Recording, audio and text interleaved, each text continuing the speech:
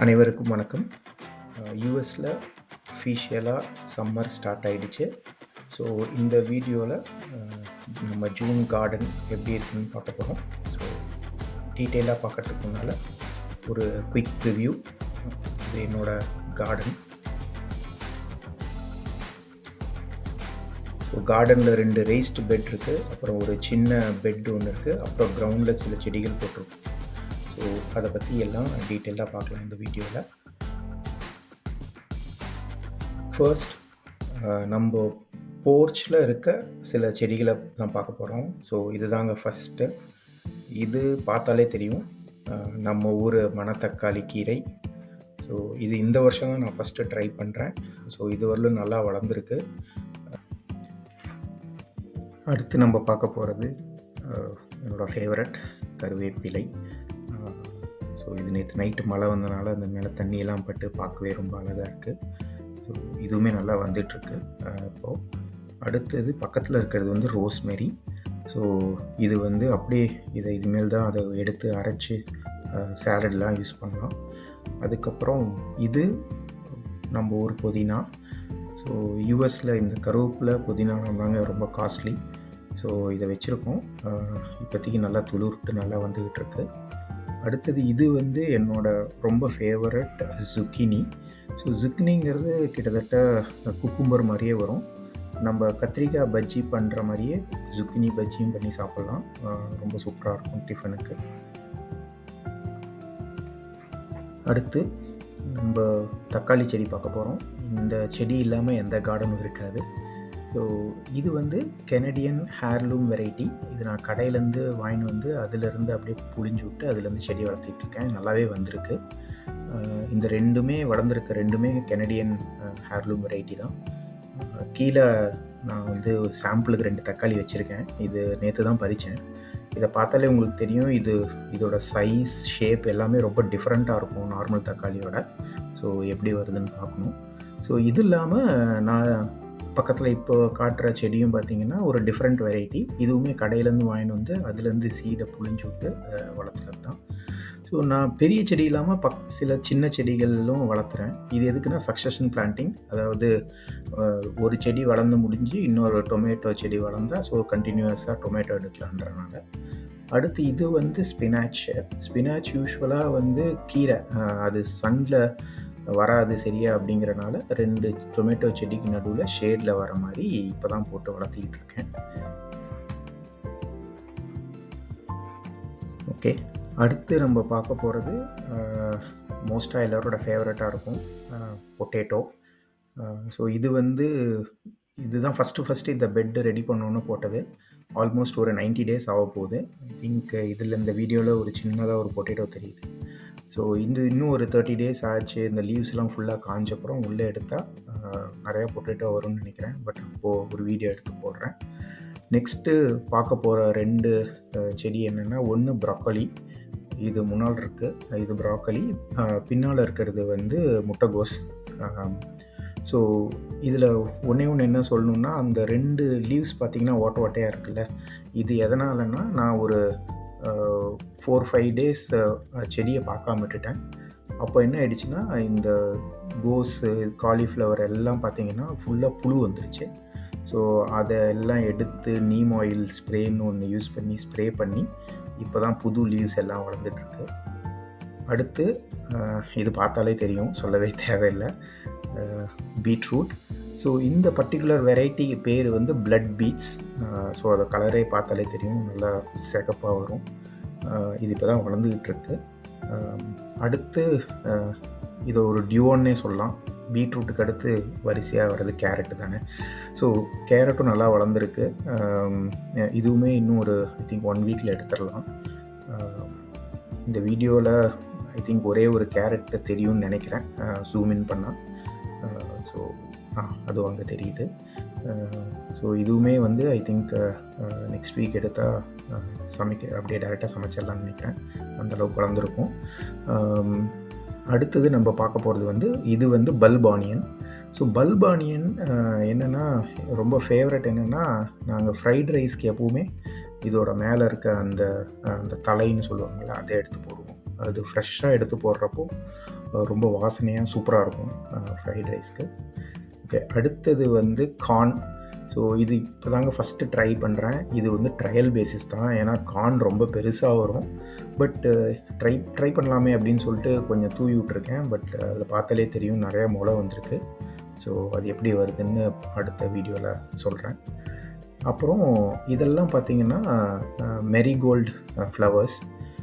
இந்த பெட்டை சுற்றி நான் மேரிகோல்டு போட்டிருக்கேன். ஸோ என்னென்னா, ஒன்று மேரிகோல்டு போட்டால் பீஸ் நிறைய அட்ராக்ட் பண்ணும், அது பாலினேஷனுக்கு ஹெல்ப் பண்ணும், அது ஒன்று. ப்ளஸ் தேவையில்லாத, இப்போ நான் சொன்னேன் இல்லைங்களா, கேபேஜ் இந்த மாதிரி இதுக்கெலாம் புழு பூச்சியெல்லாம் வருதில்ல, அதெல்லாம் வந்து இது வராமல் இருக்கிறதுக்கு முடிஞ்ச அளவுக்கு அவாய்ட் பண்ணுறதுக்கு இந்த மேரிகோல்டு யூஸ் பண்ணுவோம். ஸோ இது தாங்க ஓவராலாக ஃபஸ்ட்டு பெட்டில் இருக்க எல்லா செடியும்.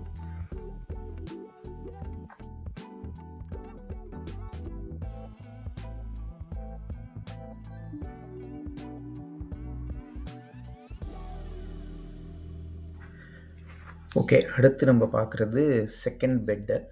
ஸோ எடுத்தோன்னே பார்க்க போகிறது ட்ரையோ அப்படின்னு சொல்லுவேன் நான். ட்ரையோ, அதாவது பாவக்காய், அவரைக்காய், பீன்ஸ். ஸோ 3 கொடி வெரைட்டி. ஸோ பாவக்காய் வந்து பார்த்தாலே தெரியுது, நல்லா கொடி பிடிச்சி வளர்ந்துருக்கு.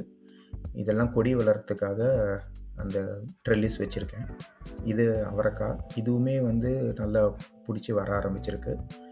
பக்கத்துலேயே பீன்ஸு. ஸோ பீன்ஸ் தான் ஃபஸ்ட்டு ஆக்சுவலாக கொடி நல்லா வந்தது, பார்த்தாலே தெரியும் நல்லா ஆல்ரெடி ஹைட்டாக வந்துருச்சு. ஸோ இது 3ம் அடுத்து ஒரு 2-3 வீக்ஸில் நல்லாவே வந்து பீன்ஸ், அவரை எல்லாமே பறிக்கிற அளவுக்கு இருக்கும். அடுத்து பார்க்க போகிற 2 செட்டு, ஒன்று வெண்டைக்காய், அப்புறம் கத்திரிக்காய். ஸோ வெண்டைக்காய் பார்த்தாலே தெரியும், இந்த செடியில் 2 வெண்டைக்காய் இருக்குது. அதே மாதிரி 3 செடி வச்சுருக்கேன். ஆல்ரெடி ஒரு 4-5 வெண்டைக்காய் எடுத்து புளிக்குழம்பு வச்சு சாப்பிட்டாச்சு. ஸோ அடுத்த செட்டுக்கு வெயிட்டிங். அடுத்து 2 கத்திரிக்காய் செடி. ஸோ இது இப்போ தான் வந்துக்கிட்டு இருக்கு. ஐ திங்க் கத்திரிக்காய் மிளகா தான் இருக்கிறதுலே லேட்டாக வரும்னு நினைக்கிறேன். ஸோ இது எப்படி வருதுன்னு பார்க்கணும். அடுத்தது இது வந்து ஸ்விஸ் சார்டு. ஸோ இது ஃபஸ்ட் டைம் ட்ரை பண்ணுறேன். ஸ்விஸ் சார்டுங்கிறது யூஸ்வலாக நான் நம்ம ஊரில் கேள்விப்பட்டதில்லை, பட் இங்கே நிறையா யூஸ் பண்ணுறாங்க. அதுக்கு பக்கத்தில் இருக்கிறது பேபி சாய்ன்னு சொல்லுவாங்க. இதுவுமே ஃபஸ்ட் டைம் ட்ரை பண்ணுறேன். இது ஒரு கேபேஜ் வெரைட்டி.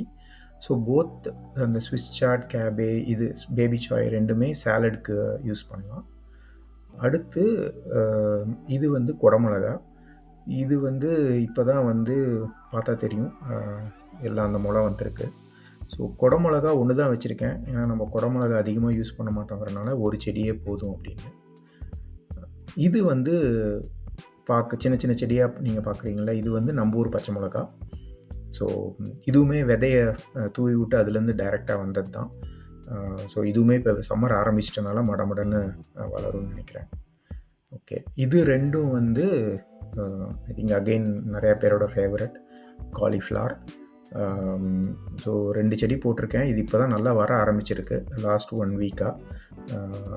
ஸோ அதுவும் இது பார்த்தாலே தெரியுதா, நேற்று வந்த மழையில் அந்த வாட்டர் ட்ராப்லெட்ஸ் பார்க்கவே ரொம்ப அழகாக இருக்குது. இது ரெண்டுமே நல்லா ஹெல்த்தியாக தான் வந்துக்கிட்டு இருக்கு. பார்க்கணும் எவ்வளோ பெரிய காலிஃப்ளவர் வரப்போகுதுன்னு. அடுத்து இது இன்னொரு வெரைட்டி ஆஃப் டொமேட்டோங்க. இது வந்து அகைன் எனக்கு ஹானஸ்ட்டாக சொல்லணுன்னா என்ன வெரைட்டின்னு மறந்துட்டேன். பட் இந்த பெட்டில் இப்போ லேட்டாக தான் போட்டேன், பட் நல்லா வந்துக்கிட்டு இருக்கு. ஸோ இதுவுமே எப்படி வருதுன்னு பார்க்கணும். ஸோ இதுதான் மொத்தமாக செகண்ட் பெட்டில் இருக்க எல்லா பிளான்ஸும்.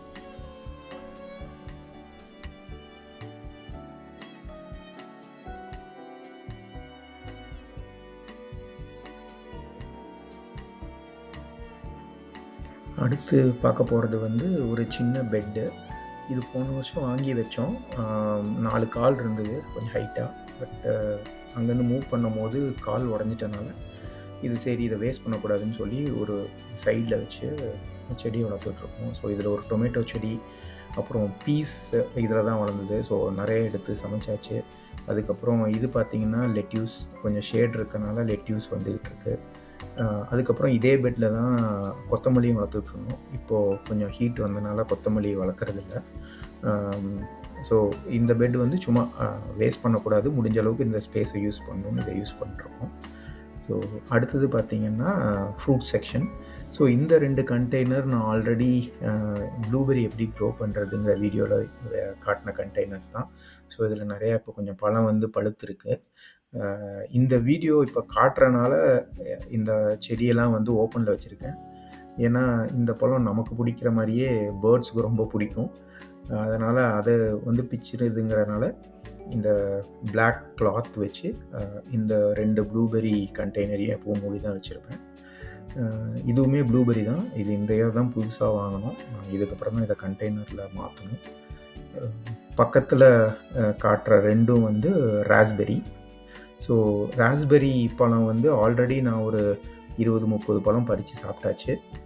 இப்போ அடுத்த செட்டுக்கு இப்போ தான் லைட்டாக வந்துக்கிட்டு இருக்கு.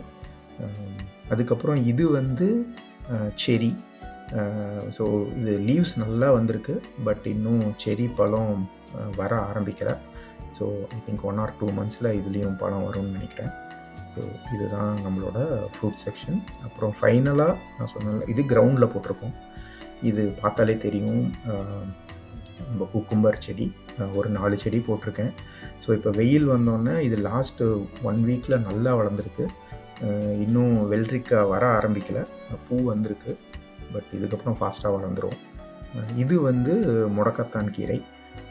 இது ரொம்ப ஹெல்த்தின்றனால இதுவும் போட்டிருக்கோம்.